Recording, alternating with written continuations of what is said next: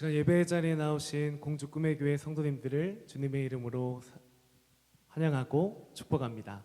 시간 예배하기로 모인 우리의 삶 가운데 하나님의 새로운 축복이 시작된 줄로 믿습니다. 시간 모두 자리에 일어나셔서 우리 주님께서 가르쳐 주신 주 기도로 함께 기도하겠습니다. 우리 가정에 계신 분들도 자리에 일어나셔서 우리 함께 주 기도 드리겠습니다. 기도하겠습니다. 하늘에 계신 우리 아버지여, 이름이 거룩히 여김을 받으시오며 나라가 임하시오며 뜻이 하늘에서 이루어진 것 같이 땅에서도 이루어지이다.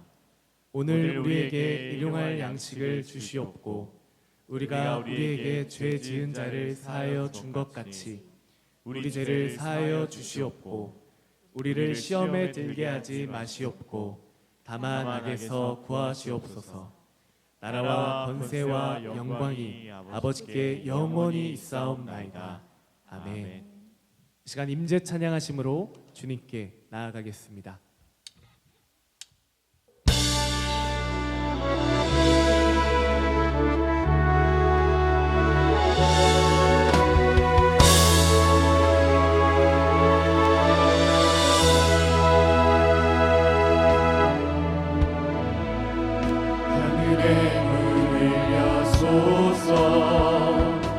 이곳을 주목하소서.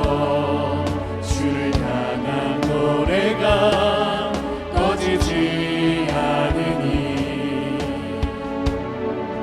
우리 찬양 받으소서. 이곳에 임재하소서. 주님을 기다립니다.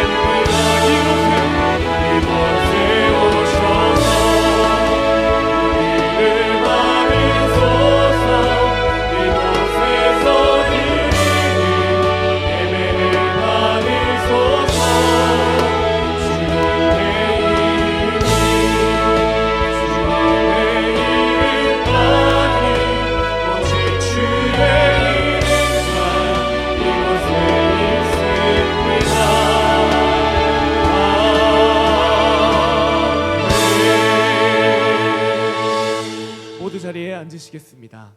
이 시간 박성규 장로님 나오셔서 기도하시겠습니다.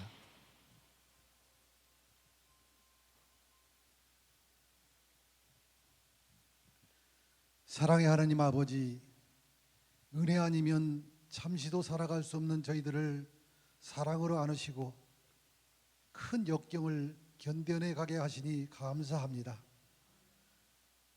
온 세계를 공포 속에 몰아넣은 코로나19 전염병이 우리 삶의 패턴을 바꿔놓았습니다.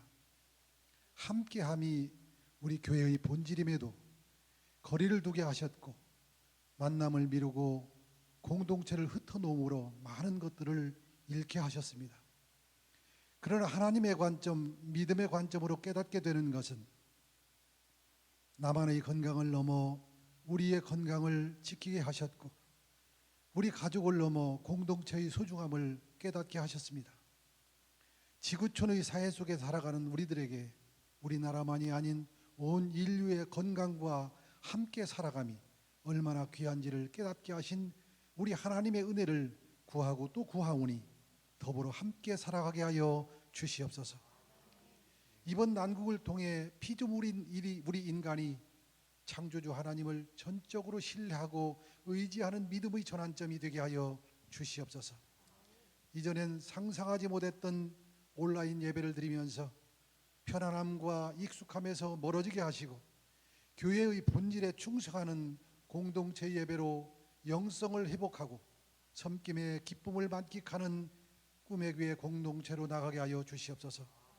특별히 우리 교회는 위기를 기회로 만들어가는 목회자님들의 탁월한 리더십에 성도들이 마음과 뜻을 함께하여 새로운 축복의 시작이 되게 하여 주셔서 참으로 감사합니다. 좋은 나라, 좋은 교회에서 살아가게 하신 것도 감사합니다. 비록 현실의 상황이 힘들고 어렵더라도 믿음의 관점으로 바라보며 반드시 잘 될 것이라는 하나님의 약속을 믿고 살아나가게 하여 주시옵소서. 오늘 주시는 말씀을 기대합니다. 대언하시는 담임 목사님 능력의 도구로 사용해 주시고 은혜의 강이 되도록 성령님 온전히 주장하여 주시옵소서. 예수님 이름으로 기도합니다.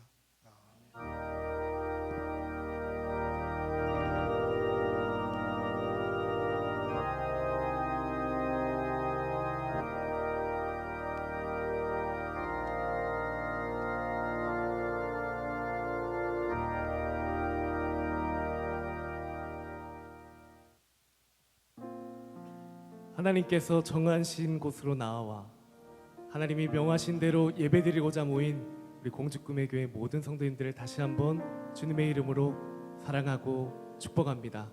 우리의 영원한 구원자가 되시고 우리의 창조주가 되신 예수 그리스도 그 주님의 크신 이름을 우리 신뢰하며 찬양하겠습니다.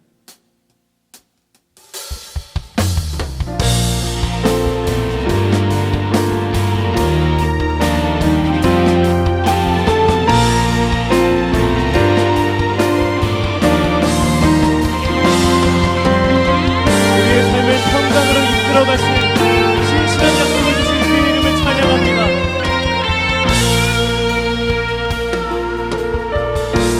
내 구주 예수님, 내 구주 예수님, 주 같은 분이 없네. 내 평생에 찬양하리 놀라운 주의 사랑. 위로자 되시며 위로자 되시며 피난처 되신 주님, 나의 영혼 온맘 다 주를 경배합니다. 주를 경배하니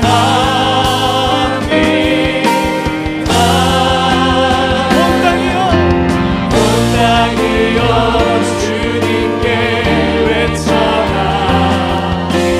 능력 따위 위엄의 왕 되신 주, 산과 바다 소리쳐 주의 이름을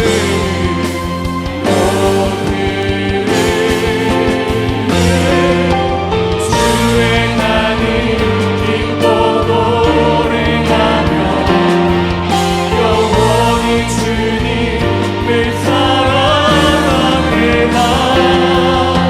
진실하신 주의 약속 나 바라네. 우리 한 번 더 고백합니다. 내 구주 예수님,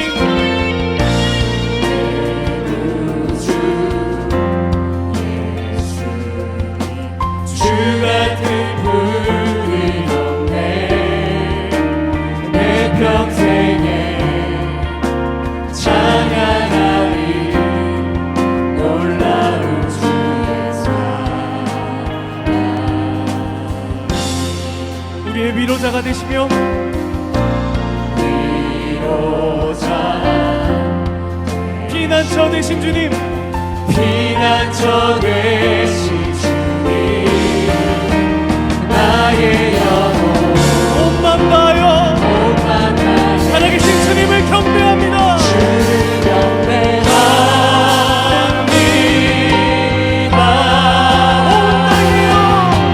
온 땅이여 주님께 외쳐라. 능력과 위엄의 왕 되신 주,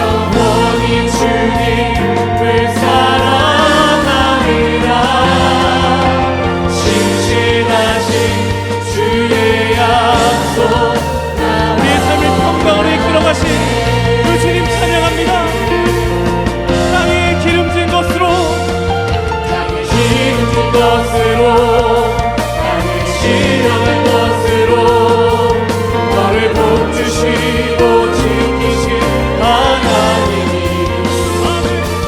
너의 영원 잘 되도록 은혜 베푸시며 영광으로 그 주님 신뢰하며 고백합니다. 땅에 기름진 것으로 기름진 것으로 나를 신령한 것으로 너를 복주시고 지키신 하나님이 너의 영혼 잘 되도록 은혜 베푸시며 영광으로 우리 시간 믿음의 손을 들고 고백합니다. 땅에 기름진 것으로 나를 신령한 것으로 너를 복주시고 지키신 하나님이 너의 영혼 잘 되도록 은혜 베푸시며 평강으로 인도하시니 평강으로 인도하시니 평강으로 인도하시니 우리의 삶이 평강으로 이끌어가신 주 이름을 찬양합니다. 할렐루야.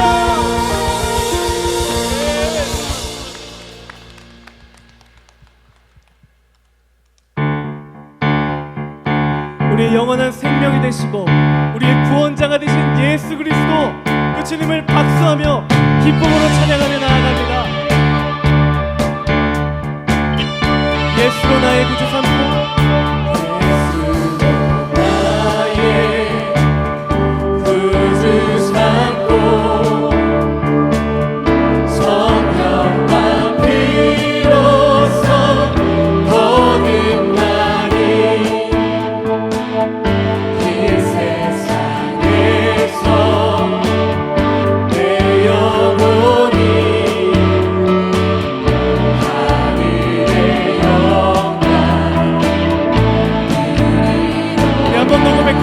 예수로 나의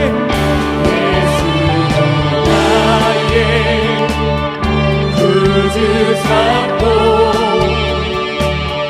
성령과 피로써 거듭나니 이 세상에서 내 영혼이 하늘의 영광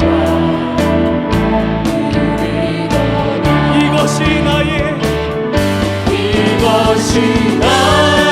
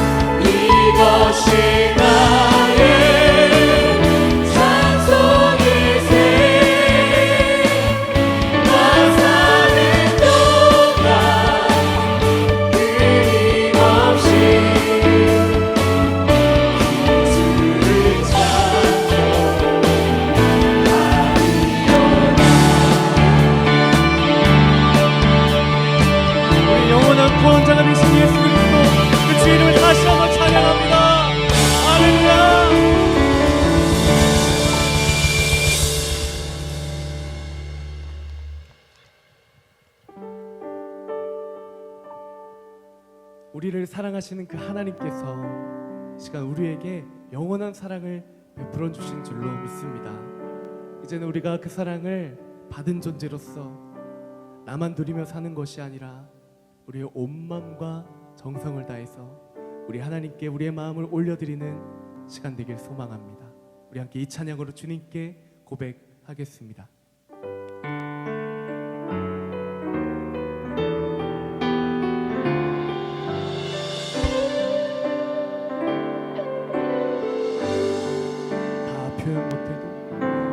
표현 못해도 다 표현하리라. 다 고백 못해도 다 고백하리라. 다 할 수 없어도 다 알아가리라. 다 닮지 못해도 다 닮아가리라. 다 표현 못해도 표현 못해도 나 표현하리라. 다 고백 못해도 나 고백하리라. 다 할 수 없어도 다 알아가리라. 다 닮지 못해도 다 닮아가리라. 그 사랑 얼마나 아름다운지, 그 사랑 얼마나 날 부욕해 하는지, 그 사랑 얼마나 크고 놀라운지를, 그 사랑 얼마나 나를 감격하게 하는지. 다 표현 못해도 표현 못해도 다 표현하리라. 다 고백 못해도 다 고백하리라. 다 할 수 없어도 다 알아가리라. 다 닮지 못해도 다 닮아가리라. 다 닮아가리라. 그 사랑 얼마나 아름다운지, 그 사랑 얼마나 날 부르게 하는지, 그 사랑 얼마나 크고 놀라운지를, 그 사랑 얼마나 나를 향한 주님의 사랑 우리 다시 한번 고백하며 나아갑니다. 그 사랑 얼마나 그 사랑 얼마나 아름다운지, 그 사랑 얼마나 부유해 하는지, 그 사랑 얼마나 크고 놀라운지를, 그 사랑 얼마나 주님께 받은 사랑 이제는 주님께 내어드리며 나아갑니다. 나의 생명을 드리니 나의 생명을 드리니 주 영광 위하여 사용하옵소서. 내가 사는 날 동안에 주를 찬양하며 기쁨의 제물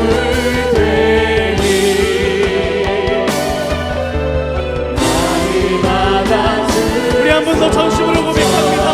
나의 생명을 드리니 나의 생명을 드리니 주 영광 위하여 사용하옵소서. 내가 사는 날 동안에 주를 찬양하며 기쁨의 제물 되리. 이 시간 우리에게 주신 말씀 기대하며 합심으로 기도합니다.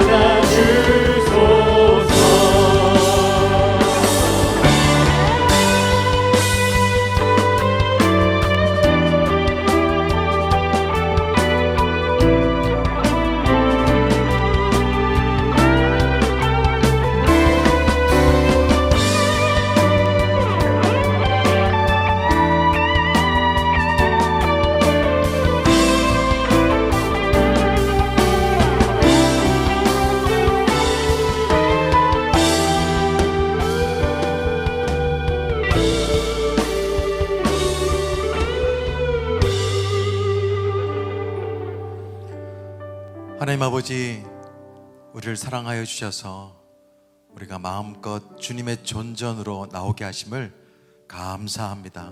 특별히 교회 공동체와 함께 더불어 예배하게 하시니 너무너무 감사드립니다.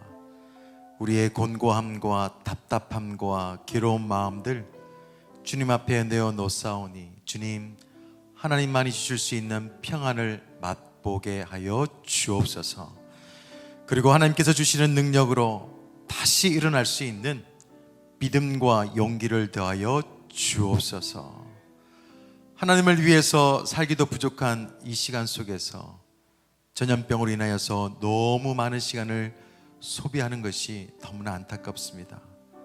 우리 꿈의 교회 모든 성도들이 믿음 안에서 함께 다시 시작하고 일어서게 하시고 하나님을 향한 열정과 사랑이 되살아나게 하여 주옵소서.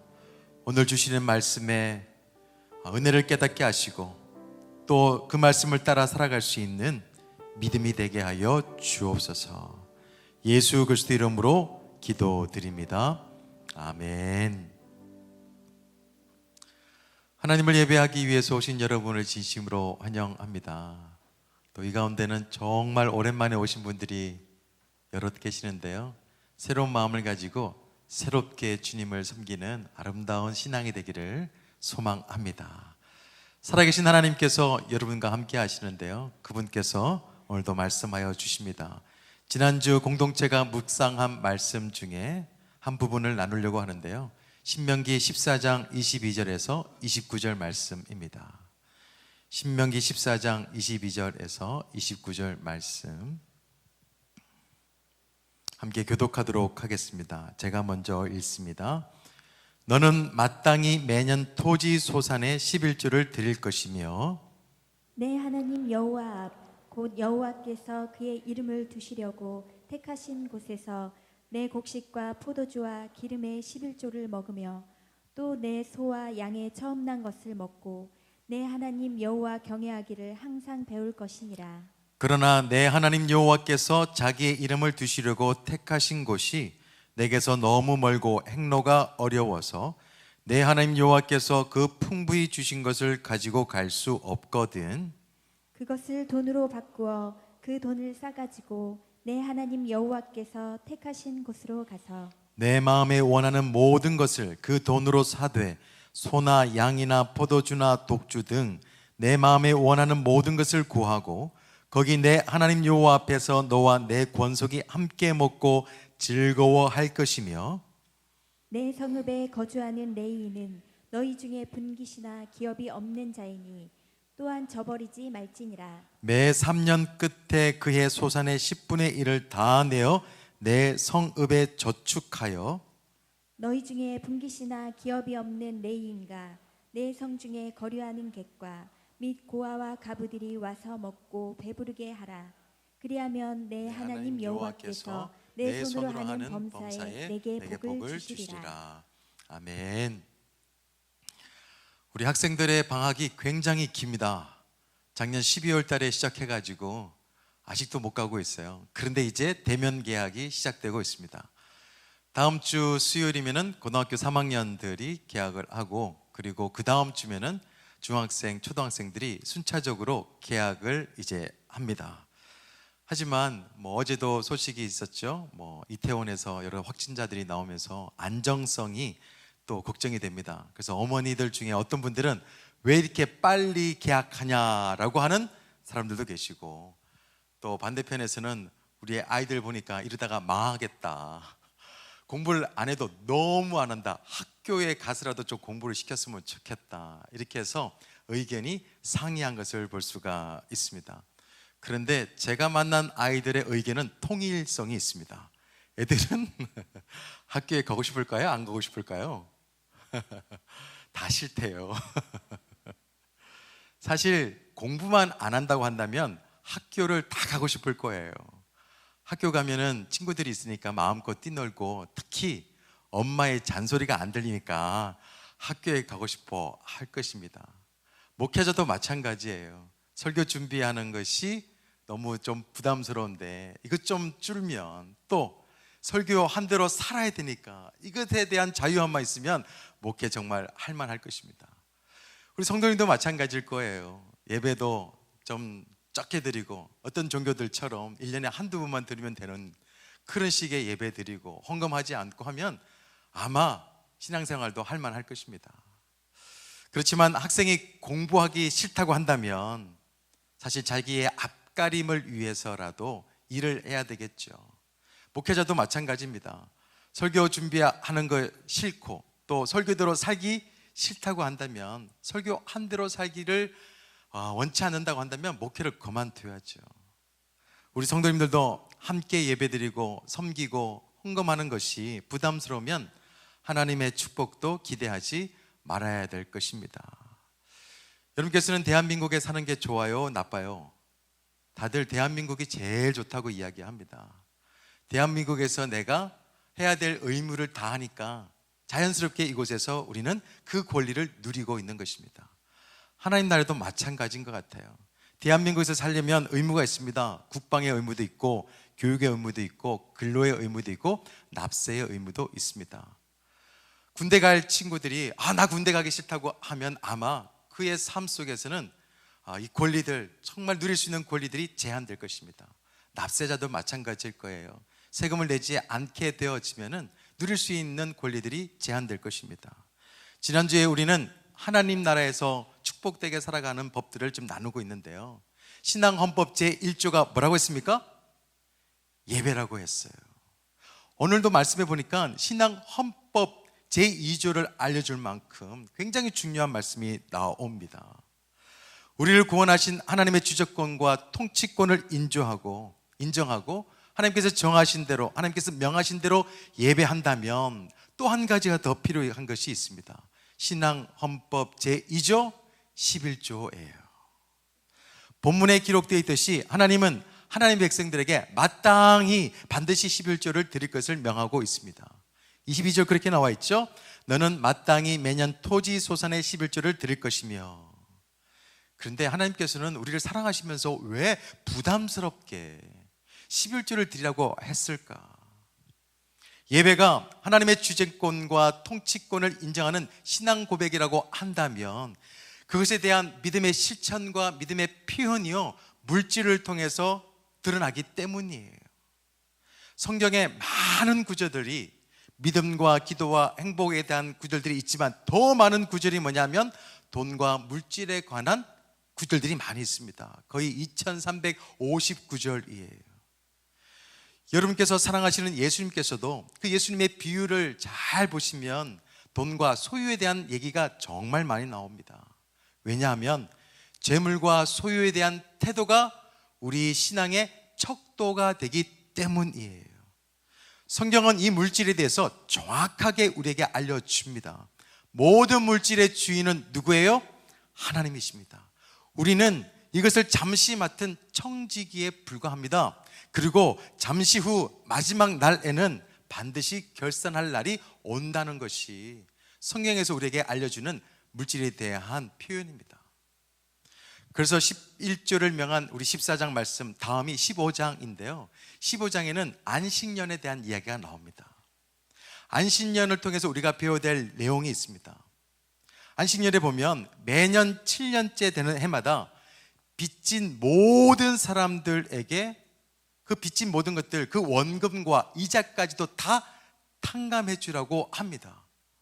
빌려준 사람 입장에서는 되게 원통한 거죠. 그렇지만 하나님께서 이렇게 명하시는 이유가 있습니다. 모든 재물은 내게 아니다.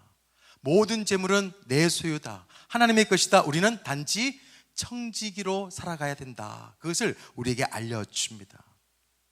소유와 물질에 대한 이런 영적인 원리들을 기억할 수 있도록 하나님께서는 우리에게 11조를 명하고 있는 것입니다. 신앙헌법 제2조 11조예요. 신명기 10장 14절에 이런 말씀이 있습니다. 하늘과 모든 하늘의 하늘과 땅과 그의 위에 만물은 본래 내 하나님 여호와께 속한 것이다. 우리가 잘 아는 말씀 역대상 29장 11절에서도 여호와의 위대하심과 권능과 영광과 승리와 위엄이 다 주께 속하였사오니 천지에 있는 것이 다 주의 것이로소이다. 그래요. 예배가 만물에 대한 하나님의 주재권과 통치권을 인정하면서 드리는 신앙 고백이라고 한다면 이 11조는 모든 만물과 내 인생과 내 소유에 대한 하나님의 소유권을 인정하는 것입니다. 신앙의 표현이에요. 다 하나님의 것입니다. 많은 분들이 11조에 대해서 이렇게 질문하죠. 11조의 10의 1, 그것을 아주 정확하게 들어야 됩니까? 어떻게 들어야 됩니까? 세전입니까? 세후입니까? 이렇게 얘기하시는 분도 계세요. 고민하는 건 정말 좋습니다. 그런데 진짜 중요한 게 있어요. 왜 하나님께서 11조를 드리라고 하셨나? 지금 10의 1조를 드리는 분들도 다시 한 번 더 생각할 필요가 있습니다. 예수님 당시에 이런 11조의 정신과 영적인 원리를 외면하고 외식함으로 11조를 드렸던 유대인 리더들이 있습니다. 지도자들이 있어요. 그들에게 주님께서는 책망하시면서 하시는 유명한 말씀이 있습니다. 마태복음 23장 23절 말씀입니다. 함께 읽어볼까요? 시작. 화 있을진저 외식하는 서기관들과 바리새인들이여, 너희가 박하와 회향과 근체의 11조는 드리되 율법에 더 중한 바 정의와 긍휼과 믿음은 버렸도다. 그러나 이것도 행하고 저것도 버리지 말아야 할지니라. 아무리 철저하게 11조를 드린다고 하더라도 이 11조의 영적인 원리와 정신을 소홀히 하면서 드리는 그 예물은 외식이 될 수 있다는 것입니다. 이 11조가 우리의 신앙에 있어서 걸림돌이 아니라 축복의 디딤돌이 될 수 있도록 하기 위해서는 오늘 말씀을 주의 깊게 들어야 됩니다. 영적인 교훈이 있어요. 뭐냐? 첫 번째는 11조는 물질이 아니라 관계예요. 한번 따라해 볼까요? 11조는 물질이 아니라 관계다. 성경을 읽어보면 11조는 돈에 대해서 물질에 대한 이야기가 아니에요. 하나님과 우리 사이의 관계에 대한 가르침입니다. 본문도 마찬가지잖아요. 처음에 어떻게 시작합니까? 11조의 이야기를 하면서 처음에 이렇게 말합니다. 내 하나님, 23절에 보면 내 하나님 여호와 앞 곧 여호와께서 그의 이름을 두시려고 택하신 곳에서 내 곡식과 포도주와 기름의 11조를 먹으며 또 내 소와 양의 처음 난 것을 먹고 내 하나님 여호와 경외하기를 항상 배울 것이니라. 하나님께서는 이스라엘 백성들에게 11조를 명하면서 관계에 대한 이야기를 먼저 끄집어냅니다. 나는 너희의 하나님이다. 그러니까 이 관계가 되어 있지 않은 사람들은 낼 필요가 없다라는 것입니다. 11조는 관계예요. 물질이 아니에요. 그래서 하나님께서는 이 11조를 말씀하시면서 11조의 삶을 살라고 하시면서 중요한 말씀을 하시죠. 내 하나님 여호와 경외하기를 항상 배워라. 11조 생활을 하면서 하나님을 경외하는 것을 항상 배워라. 하나님을 경외한다는 것은요, 쉽게 말하면 하나님을 의식한다는 것입니다. 오늘 본문에 보면 하나님께 드립니다. 곡식도 드리고 물질도 드리고 기름도 드리고 소도 드리고 양도 드려요. 처음 것을 드립니다. 정말 소중한 거, 정말 귀한 것을 하나님 앞에 드려요. 그때마다 꼭 기억할 게 있다. 하나님을 경외하는 것, 하나님을 의식하라. 하나님의 은혜가 아니면 이 좋은 것을 우리가 어떻게 먹을 수가 있냐. 모든 것이 다 하나님의 은혜다. 그것을 인정하는 것입니다. 11조를 드리면서 맞아, 하나님께서 우리에게 주신 은혜가 있지. 그것을 가지고, 그 생각을 가지고 드리는 거예요. 그러니까 이 11조는 하나님과 사랑의 관계를 유지할 수 있도록 아주 단단하게 할 수 있도록 하는 영적인 벨트예요. 안전벨트입니다. 하나님은 이 11조를 통해서 하나님은 어떠한 분이신지, 내 삶 속에서 어떠한 분이신지, 내가 앞으로 어떤 목적으로 살아가야 되는지 그것을 알려주는 영적인 표지판이에요. 영적인 사인입니다. 성경은요, 이 물질에 대해서 이렇게 말합니다. 물질을 통해서 하나님을 봐라. 물질을 통해서 하나님을 바라보라고 합니다. 그런데 사탄은요, 물질만 보게 합니다.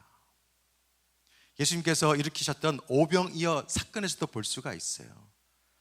예수님께서는 이 기적을 통해서 하나님을 볼 수 있게끔, 하나님 나라를 경험할 수 있도록 하기 위해서 이 기적이 일어났어요.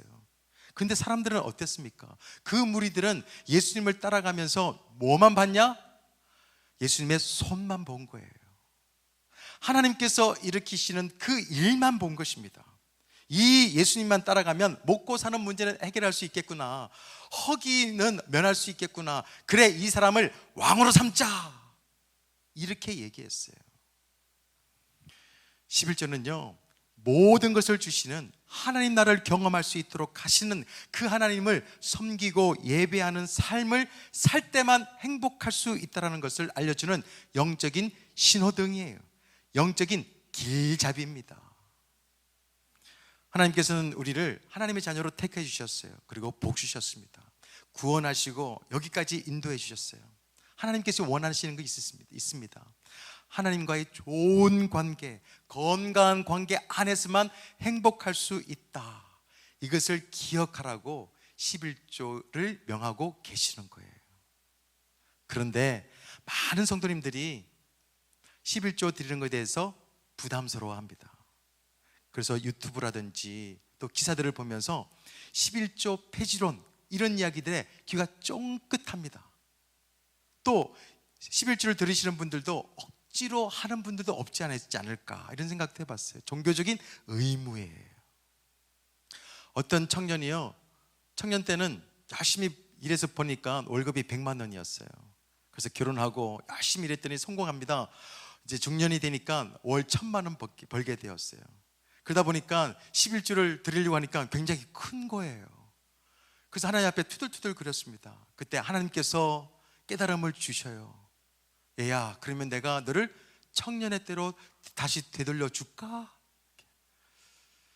하나님께서 우리에게 복 주시면서 여기까지 인도해 주셨어요.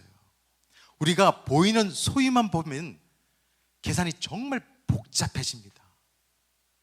대출, 그리고 월세, 교육비, 이것저것 너무너무 많고 복잡스러워요. 하지만 주님께서 우리에게 구원을 베풀어 주시고 나를 사랑해 주시는 것, 그 하나님의 사랑으로 접근하게 되어지면 11조는 감사해요. 감동이 넘칠 수밖에 없습니다. 11조는요, 물질이 아니라 영적인 관계입니다. 그래서 주님께서 이렇게 말씀하시잖아요.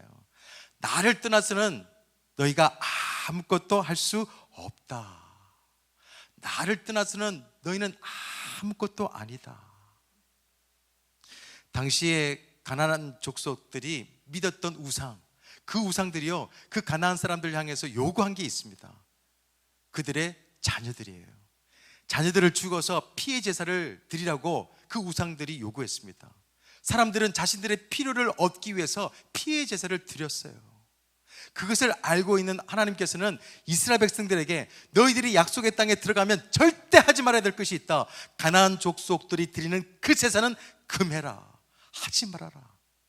오히려 가나안 족속이 섬기던 그 우상과는 정반대로 하나님께서는 자기가 너무나도 사랑하는 독생자 예수 그리스도를 우리에게 주셨고 희생 제물이 되게 하셨어요. 11조는 복받기 위한 수단이 아닙니다. 하나님과의 영적인 관계예요. 정말 중요한 것입니다. 11조를 드림으로 인해서 복 받는다, 물론 맞습니다. 그런데 그보다 더 중요한 게 있어요. 하나님과 나의 관계예요. 종교 행위가 아닙니다. 그런 신앙 행위가 아니에요. 하나님께서 나를 자녀 삼아 주신 것에 대한 너무너무 감사해서 드리는 신앙 표현입니다. 그래서 11조는 하나님께 뺏기는 것도 아니고 짜증나는 종교 세금을 내는 것도 아니에요. 11조는 하나님을 경외하는 자들에게 베풀어 주신 그 은혜에 대해서 감사하는 고백이고 표현입니다. 그래서 우리가 11조를 드릴 때마다 인색해서 드리는 게 아니에요. 고린도후서 9장 7절 말씀처럼 각각 그 마음에 정한 대로 할 것이요 인색함으로나 억지로 하지 말지니 하나님은 즐겨내는 자를 사랑하시느니라. 하나님 앞에 예물을 드릴 때마다 주님께서 우리를 사랑해 주신 것을 기억하고 사랑의 관계 안에서 기꺼이 즐거이 행복함으로 드릴 수 있는 믿음이, 그 영적 수준이 저와 여러분의 수준이 되기를 소망합니다. 혹시 여러분 중에 11조를 드리는 것이 아깝다라고 생각되어진다고 한다면 우리가 변화의 삶에서 다 배웠습니다. 하나님께 10분의 1을 드리는 것이 아니라 10분의 1을 떼는 것이 아니라 모든 것이 다 하나님 것인데 우리는 10의 9를 쓸 수 있는 기회를 얻었다. 그렇게 믿으면서 살아갈 수 있어야 됩니다. 여러분께서는 월급을 받으면 또 물질을 얻게 되어지면 어떤 생각이 드시나요? 하나님께서 주신 그 은혜에 대해서 감사할 수 있는 마음이 여러분의 깊은 영성에서, 심령에서 드러났으면 좋겠어요. 그냥 열심히 일해서 내가 준 것이다 이렇게 생각할 것이 아니라 이렇게 살아있고 오늘 살아갈 수 있도록 한 그 하나님의 은혜에 감사해서 첫 것을 드릴 수만 있다면 하나님께서 얼마나 기뻐하시고 또 약속대로 우리에게 축복하실까. 그런 의미에서 11조는요, 물질과 돈과 거리가 멀어요. 하나님과의 관계입니다. 오히려 믿음과 더 깊은 관계가 있어요. 그러니까 10%라고 하는 이 퍼센트 개념에서 좀 벗어났으면 좋겠어요. 주님께서도 이 믿음의 문제라고 말씀하시면서 이렇게 말씀하시잖아요. 보물이 있는 곳에 내 마음이 있다. 이게 믿음의 문제이기 때문에 이렇게 중요하게 말씀하시는 것입니다. 물질과 믿음의 특별한 관계를 주님께서 알려주시는 말씀이에요. 그래서 우리가 오늘 새롭게 시작하는 우리 마음을 가지시고 11조를 단지 내 소득의 일부를 드리는 물질로 생각하지 않았으면 좋겠습니다. 내가 열심히 일한 대가를 받아서 떼서 드리는 것이라고 생각하지 않고 11조는 나를 책임져 주시는 그 하나님, 그분과 나는 깊은 사랑의 관계 속에 있다. 그것을 증명하는 영적 증명서로 드리는 11조가 되었으면 너무너무 좋겠습니다. 새롭게 시작하는 11조의 삶을 통해서 하나님과 관계가 더 많이, 정말 이전과는 비교할 수 없는 깊은 관계를 맺어갈 수 있는 축복된 인생이 되시기를 예수 그리스도 이름으로 축원드립니다. 좀 더 나아가서 11조는요, 율법이 아니에요. 율법이 아니고 사랑이에요. 11조는 율법이 아니라 사랑입니다. 한번 생각해 보시기 바랍니다. 왜 하나님께서는 10의 1을 드리라고 했을까? 만약에 제가 하나님이라고 한다면요, 이 수치를 정하지 않고 이렇게 말했을 것 같아요. 네 마음에 감동되는 대로 드려라. 훨씬 더 많이 거둘 수 있을 것 같아요. 근데 하나님께서는 10의 1을 얘기하셨습니다. 그렇게 계산해서 드리라고 했어요. 왜 그렇게 했을까? 계산이 핵심이에요. 하나님께서 지정하신 금액을 구체적으로 계산하면서 하나님께서 우리에게 베푸신 그 은혜를 한번 계산해 보라는 것입니다. 그러면서 그 은혜에 대해서 깨달으라는 거예요. 11조는 율법이 아니라 사랑이다. 우리에 대한 하나님의 사랑이고 하나님에 대한 우리의 사랑이다. 받은 복을 세어 보아라. 우리가 부르는 그 찬양처럼 하나님께서 우리에게 주신 복을 계산하면서 우리는 하나님께 깨닫는 게 있죠. 무한한 사랑의 빚을 지게 되었다. 여러분 삶 가운데 하나님께서 거주하시지 않는다면 여러분의 인생은 어떻게 되겠습니까? 우리 인생 가운데 하나님께서 함께 하시지 않으면 우리가 임마누엘의 그 크신 그 비밀, 그 신비함을 우리가 깨닫지 못한다고 한다면 우리는 어떻게 살 수 있겠어요? 지금까지 우리가 살아온 것도 하나님의 은혜고 앞으로 살아갈 것도 하나님의 은혜예요. 지지난주에 말씀을 드렸던 것처럼 선 밖에 계신 하나님, 주님, 일생의 바깥에, 죽음의 바깥에, 그 선 바깥에 계시는 그 주님 때문에 우리는 부활의 소망을 가지게 되었고 영생의 기쁨을 누릴 수 있게 되었잖아요. 그 하나님이 우리와 함께 하는 것이 얼마나 감사한지, 무한한 사랑의 빚을 진 그 마음을 가지고 주님 앞에 서는 것이 11조의 삶이에요. 그래도 아직 11조를 부담스러워 하시는 분들이 없지 않아 있을 것입니다. 어쨌든 11조는 마치 빼앗기는 것 같으니까, 빼앗기는다는 느낌이 들을 수밖에 없어요. 훅 빠져나가는 느낌이 드니까요. 그러나 오늘 말씀을 통해서 아주 중요한 논리가 하나 있는데 그것을 배워야 됩니다. 하나님은 11조를 탁 챙기시는 분이 아니에요. 본문의 말씀을 보면 백성들이 11조를 드렸잖아요. 소도 드리고 양도 드리고 기름도 드리고 좋은 것을 드렸어요. 근데 드린 것을 하나님께서 탁 챙기셨나요?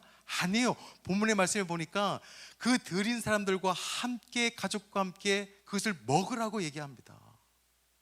가만히 보니까 결국 이 11조는 누구를 위한 거예요? 드린 사람들을 위한 것이 바로 11조예요. 뿐만 아니라 매 3년마다 드리는 11조가 있는데요, 그것은 성 안에 잘 저축해 두어라. 그래서 레인윈과 제사장 그리고 과부와 보니까 어려움에 있는 사람들을 위해서 사용해라, 이렇게 말씀하고 있어요. 한번 같이 읽어볼까요? 28절과 29절입니다 시작. 매 3년 끝에 그의 소산의 10분의 1을 다 내어 내 성읍에 저축하여 너희 중에 분깃이나 기업이 없는 레위인과 내 성 중에 거류하는 객과 및 고아와 과부들이 와서 먹고 배부르게 하라. 저는 이 말씀을 보면서 얼마나 하나님의 사랑이 섬세한지를 깨닫게 되었어요. 아, 이게 하나님 나라를 세워가는 방식이구나. 하나님은 11조를 드린 그 사람들의 행복을 위해서 그 11조가 사용될 수 있도록, 가난한 사람들과 어려운 공동체의 그 구성원들을 위해서 쓸 수 있도록 하신 거예요.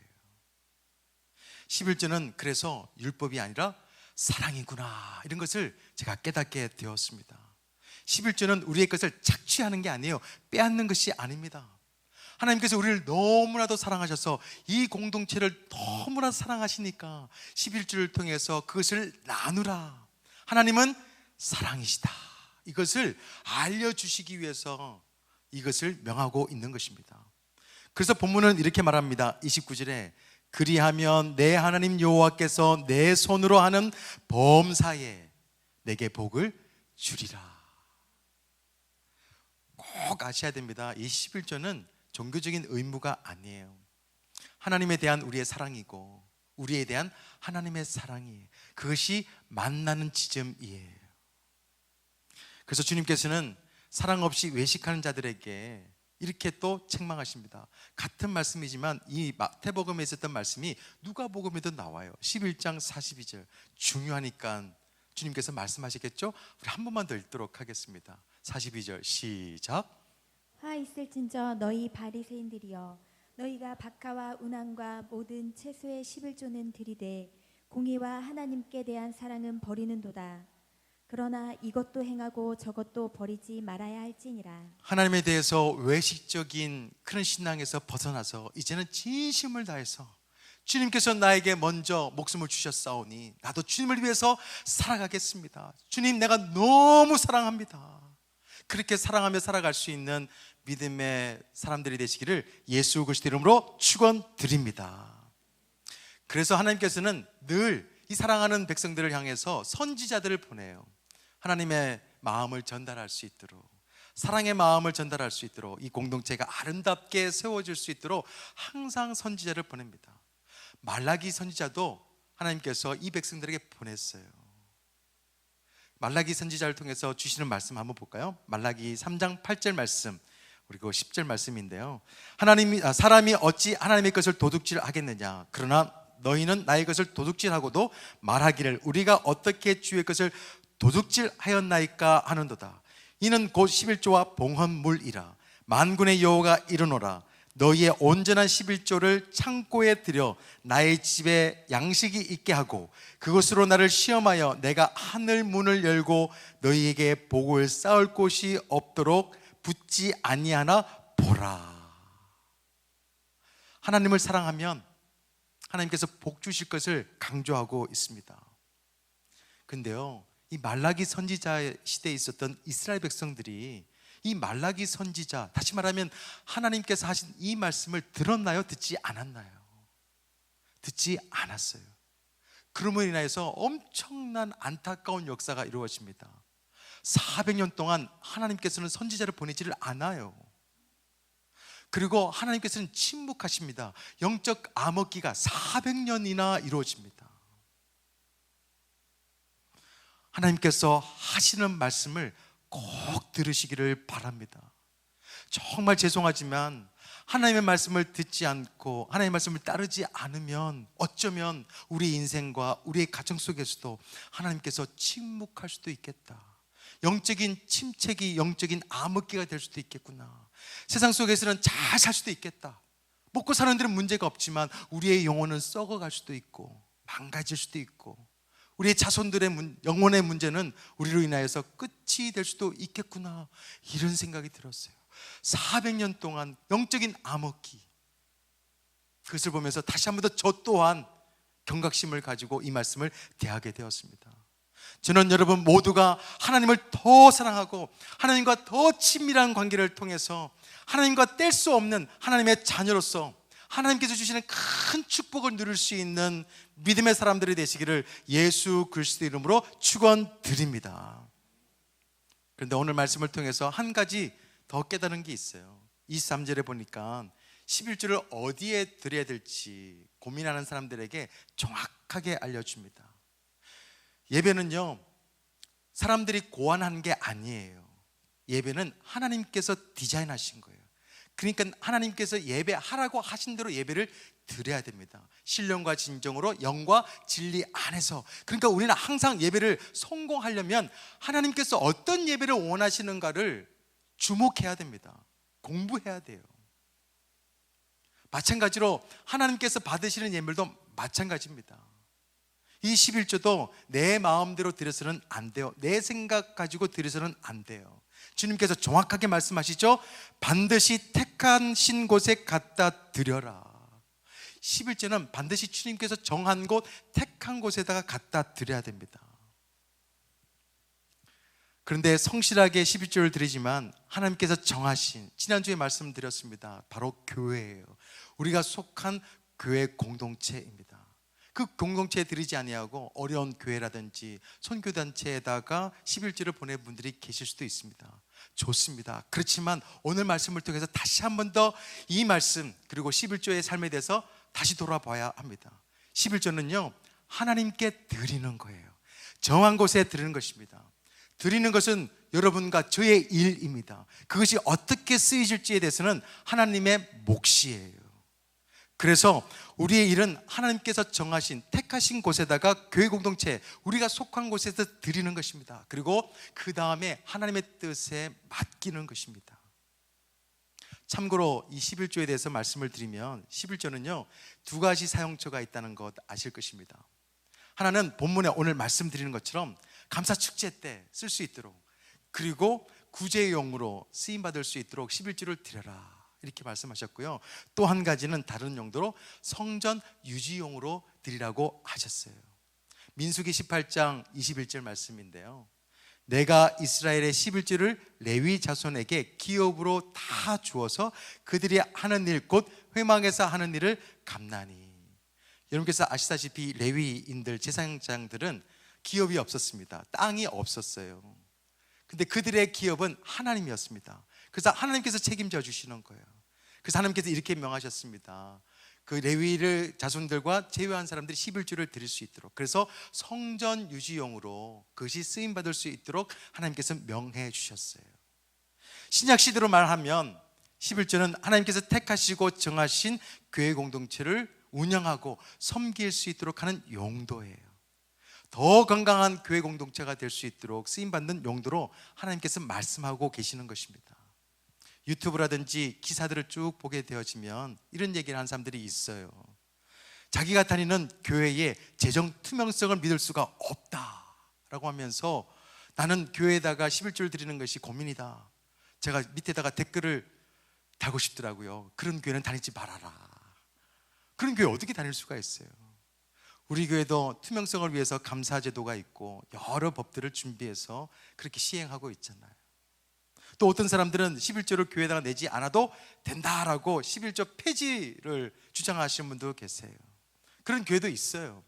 근데 그 교회를 제가 보면 좀 특성화된 교회입니다.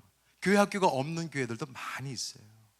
그냥 자기들 어른들이 모여서 드리는 믿음을 유지하는 그런 교회들이 많습니다. 11조에 대한 여러 고민들이 있을 것입니다. 양육을 통해서 새롭게 했으면 좋겠고요. 짧은 말씀이지만 오늘 말씀을 통해서 이제 코로나가 끝나고 새로운 믿음의 결단을 하기를 원하고 하나님께서 주시는 축복을 누리기를 원한다면 새로운 생각과 새로운 믿음으로 나갔으면 너무너무 좋겠습니다. 말씀을 마무리합니다. 예배는요, 하나님께서 정하신 대로, 하나님께서 명하신 대로 드려야 됩니다. 11조도 마찬가지예요. 하나님이 가르쳐 주신 대로 드릴 수 있어야 됩니다.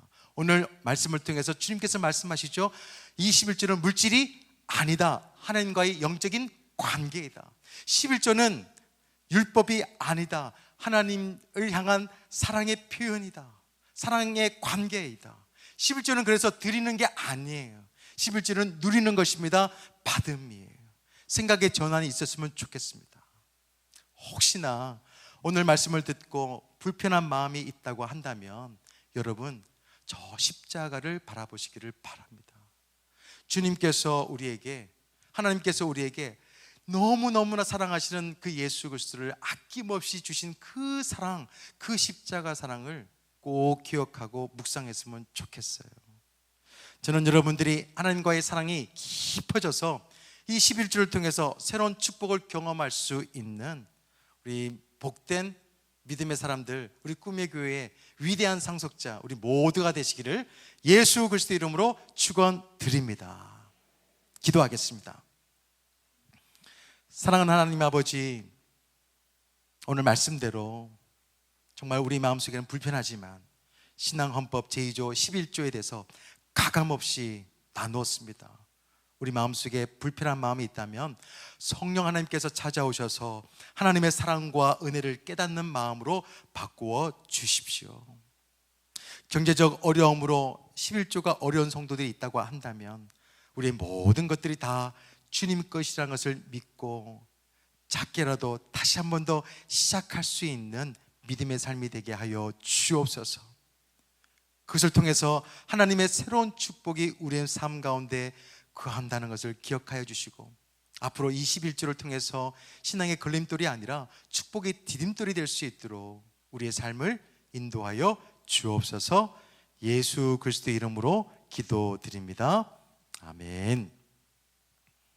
교회 소식 몇 가지 안내해 드리도록 하겠습니다. 현장 예배를 이제 계속해서 드리려고 하는데요. 다음 주에는 한 200명으로 좀 늘려서 예배를 드리려고 합니다. 180명 정도 드리는 숫자를 조금씩 계속 늘려서 더 많은 분들이 와서 현장 예배 함께 할 수 있도록 안내할 거고요.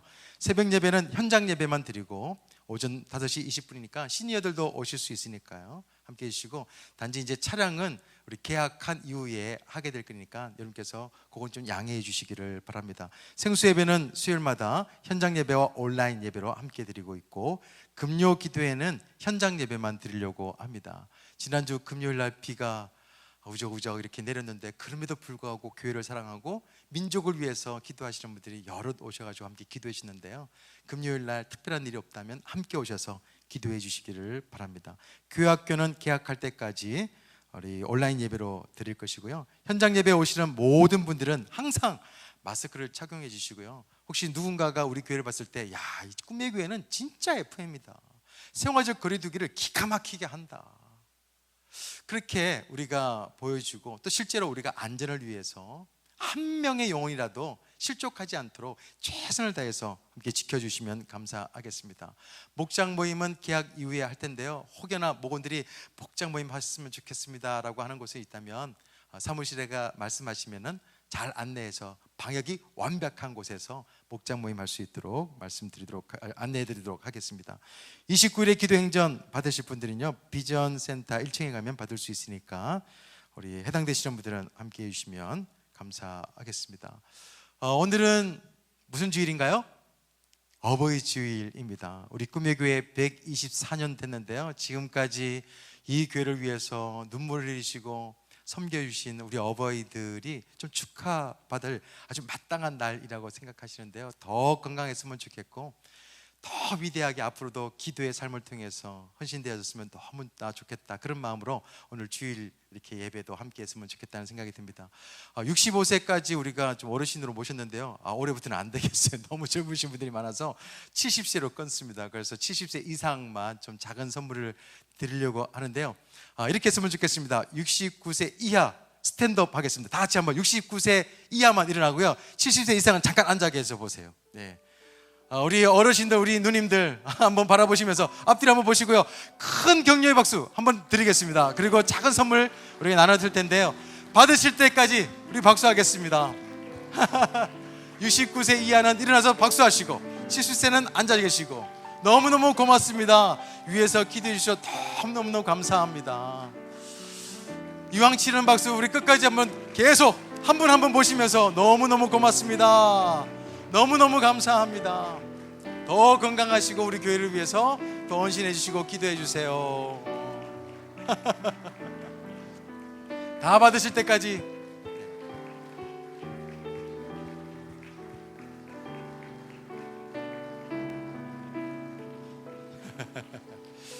예, 우리 다 같이 일어나셔서 우리 찬양하고 마치도록 하겠습니다. 혹시 못 받으신 분은 나가실 때 우리 리더에게 부탁하면 드리겠습니다.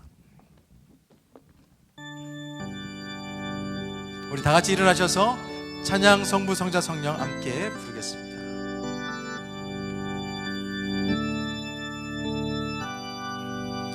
찬양 성부 성자 성령 성삼위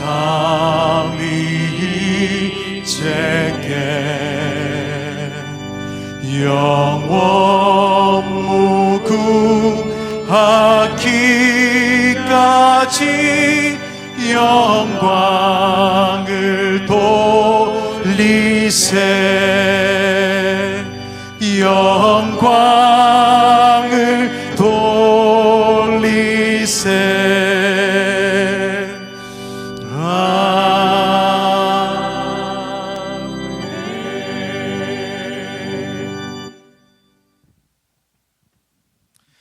이제는 우리 주 예수 그리스도의 은혜와 하나님 아버지의 크신 사랑과 성령님의 감함도 위로 충만하심이 오늘 말씀을 듣고 나의 모든 것이 하나님의 것이라고 하는 믿음으로 하나님께서 명하시는 대로 11주를 드리면서 살아가길 소망하는 하나님의 자녀들 머리 위에, 그리고 주님 앞에 빈손을 오지 아니하고 11조와 감사함건 주정함건 각종 예물을 드린 손길과 자녀와 사업과 직장과 가정 위에, 그리고 코로나로 인해서 힘들어하는 성도들과 이 나라와 민족 위에 지금부터 영원토록 함께하옵시길 간절히 축원드리옵나이다. 아멘.